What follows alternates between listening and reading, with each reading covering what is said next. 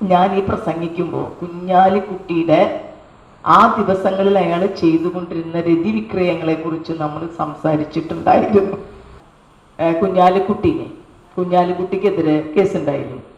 ആ സമയത്ത് ഞാൻ ആദ്യമായിട്ട് കിട്ടാൻ ചേട്ടാ ഒരു ജാഥ നയിക്കാൻ സംസ്ഥാനത്ത്. അന്ന് ഞാൻ ജനാധിപത്യ വനിതാ സംഘടന സംസ്ഥാന സെക്രട്ടറി.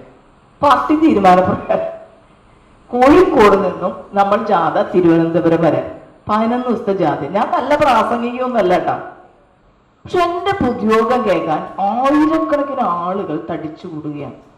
അപ്പൊ എനിക്കൊരു പിടികിടണല്ലോ, ഇത് എന്താണ്? ഞാനൊരു മാസ്മരികമായ രീതിയിൽ പ്രസംഗിക്കുന്ന ഒരാളല്ല. അതിക്ക് മുന്നേ പ്രസംഗിച്ച് പ്രാസംഗികയായിട്ട് ഞാൻ തെളിയിച്ചിട്ടുമില്ല.